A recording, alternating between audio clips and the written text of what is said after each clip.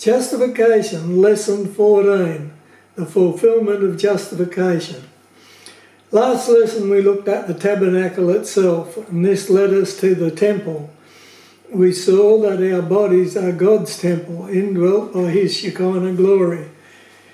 This lesson we're going to go on to look at the veil that was in the tabernacle. Remember that it was the veil that separated the holy place from the Holy of Holies. Now we come to get an idea of this veil. It was a heavy continuous curtain in the tabernacle. It was 15 feet by 15 feet, so nearly 5 metres by 5 metres, not quite. In the temple it was double that size, and it was 15 in the tabernacle. It was 15 feet high and 15 feet wide. It was a continuous curtain. It was heavy, and it wasn't just spread flat. It was pushed together, so it was actually a lot longer than the actual width of the tabernacle, and so it was all doubled up. So not only was it heavy, but it was thick through, and it was difficult to get past it. It was very heavy. In fact, in the temple, it was so heavy that the priest had a real job to get past it into the Holy of Holies, and it was thick, very thick. The material that was the temple veil was made out of was very thick, and it was all doubled up so that it was very thick, like a curtain, where you fold it together and fold it together. And so it was very thick and very strong. It went from the floor to the roof and from wall to wall. To get past it on the Day of Atonement, the high priest wrestled with it. God specifically made it very difficult to get from the holy place into the Holy of Holies, and to get past that veil was really a hard job for the priest, particularly with the things in his hands that he had when he did it.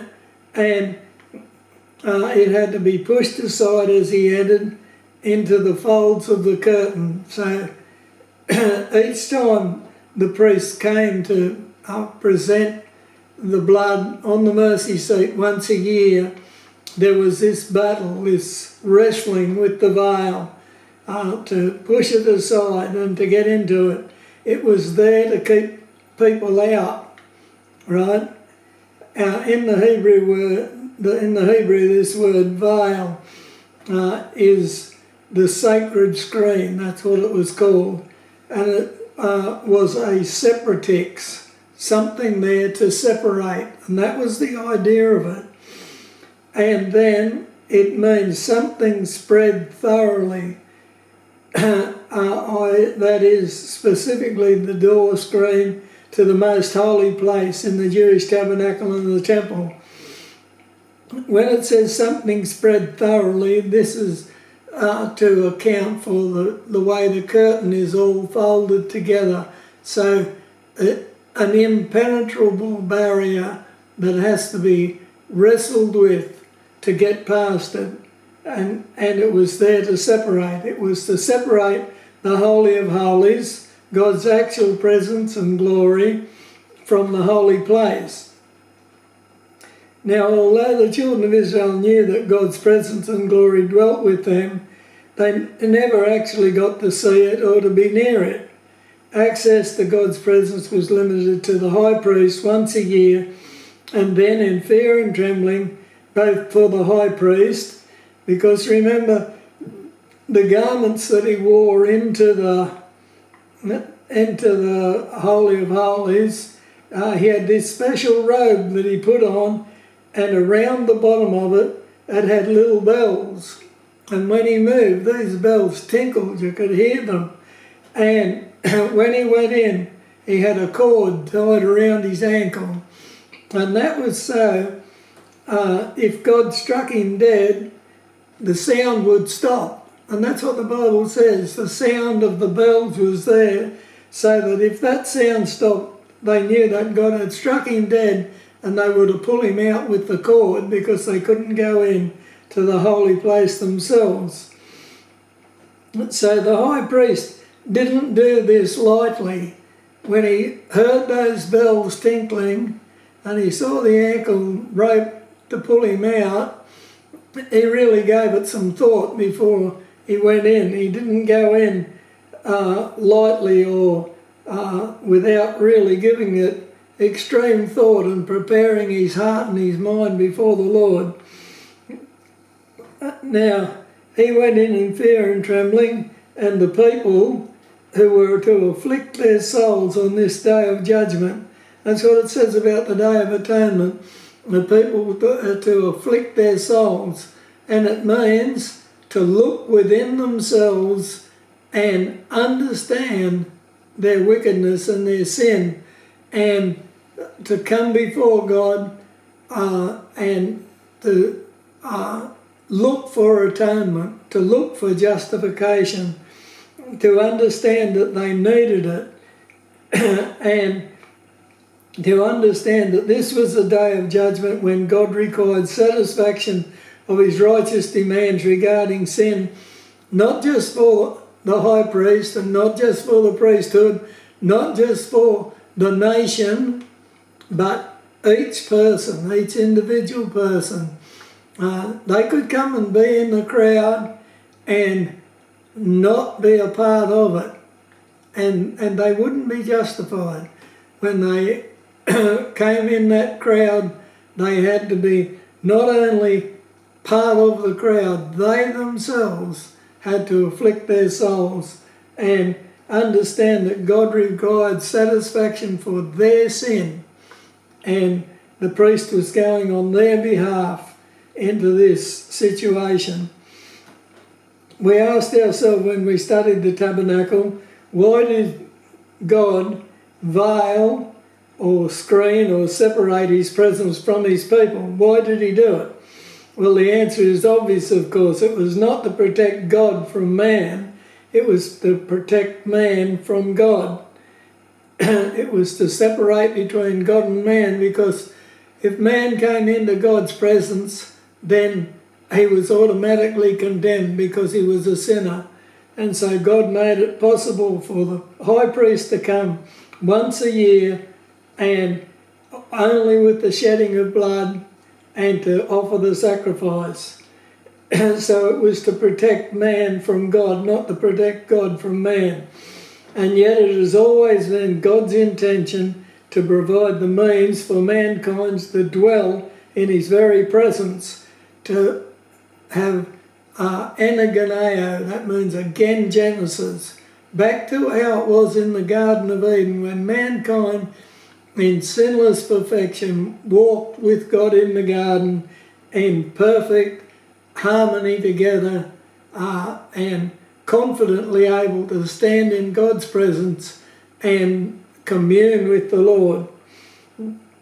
Right? It's always been God's intention to provide the means for mankind to dwell in his presence, and it has always been mankind's instinctive desire and religious passion to be able to stand before God in God's very presence and be accepted. All over the world, all through history, there has never been a nation or a tribe in the world that has not got a religious passion. And you say, well, what about Australia today? People don't go to church or anything like that.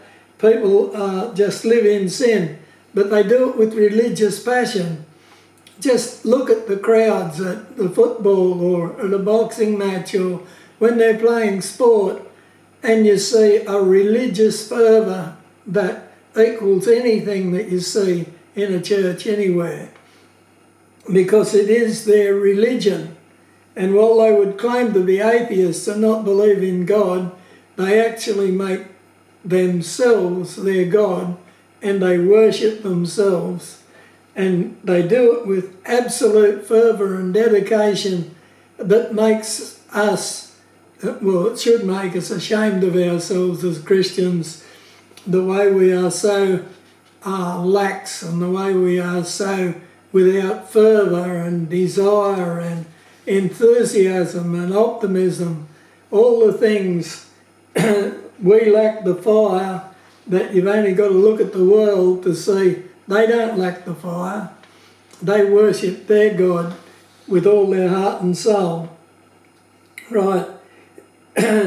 It has always been mankind's instinctive desire and religious passion to be able to stand before God in his very presence and be accepted. Inside the soul of every man there is a God-sized hole that has to be filled with something, and mankind will fill it with something no matter what it takes to do that. And so fill it with all sorts of things because he doesn't know God. But it's a God-sized hole and only God can fill it. So we see that God put the veil in place not because he needed it, but because we needed it. It is our protection from the righteous judgment of God that would automatically fall on us without it. This is why God put the veil in place, so the children of Israel couldn't go into his presence and be condemned. To actually go and stand before his presence and his glory, it would have condemned them, and so they were separated. But although it separates us from God, it's actually our only access to God. Right? You say God put his presence in the temple, in the Holy of Holies, and then he put a veil to separate us from him. But understand this, having put the veil, he made a way of access, the only way of access. And without it, there is no access to God. And so the veil, you can look at it negatively, but there's also this positive side to it. It separates us from God, but it's the only place we can have access to God. Without it, there's no access. And then it shows us how and where to find God. Without the veil, we wouldn't know how to find God, and without the veil, we wouldn't know where to find God. Mankind, and Israel in particular, needed the veil desperately. It was something that, without it, there was no chance for mankind and for the children of Israel. It was a desperate need to have something that gave us access to God, and the veil did that.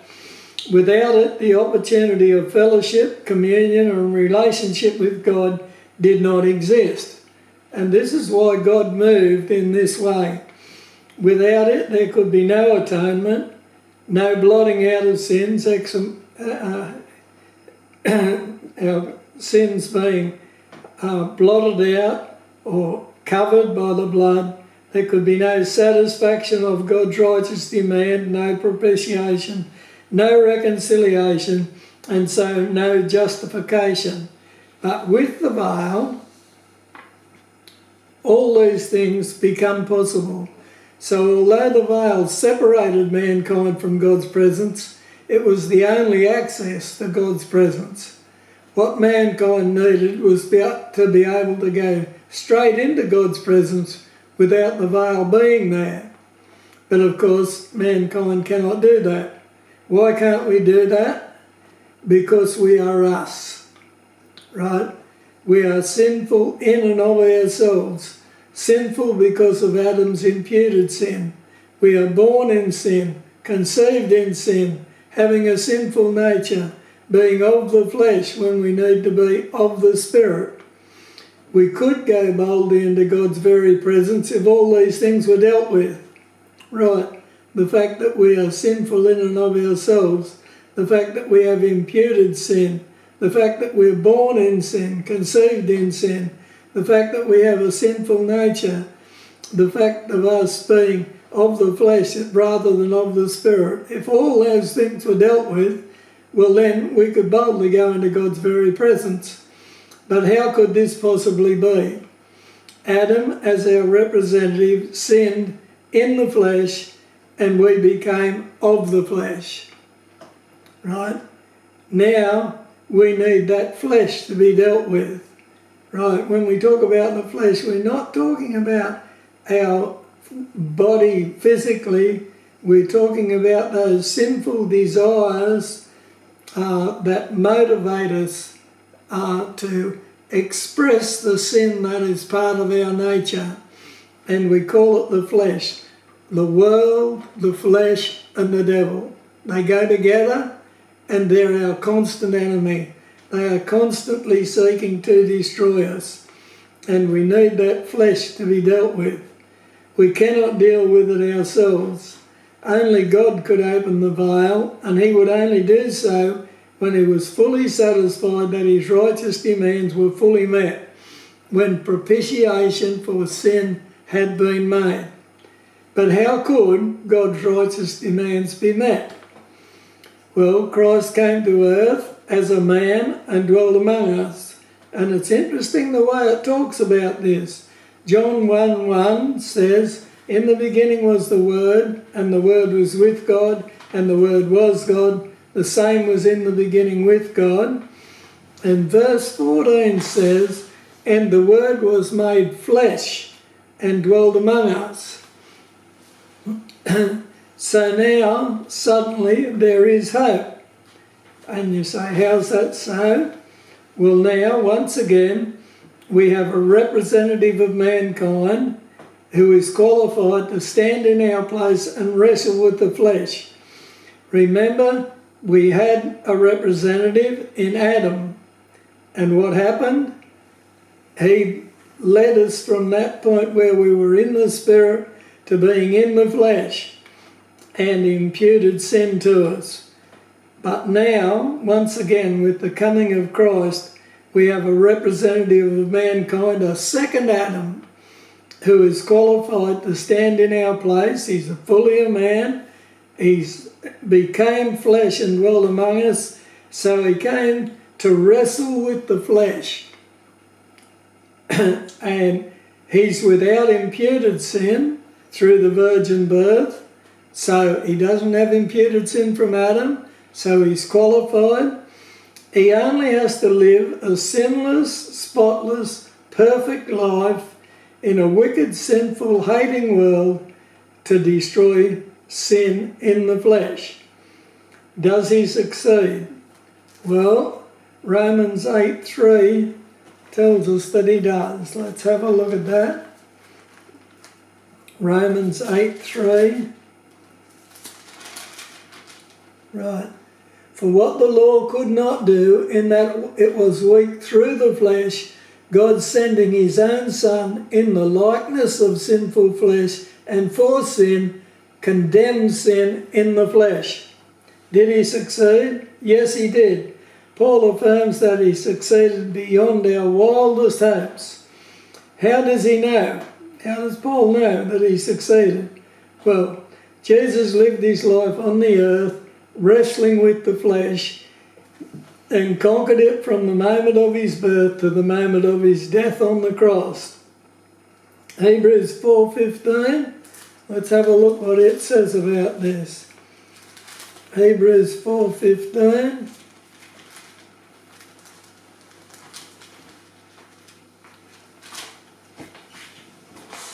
For we have not an high priest which cannot be touched with the feelings of our infirmities, but was in all points tempted like as we are, yet without sin. Right. Stop.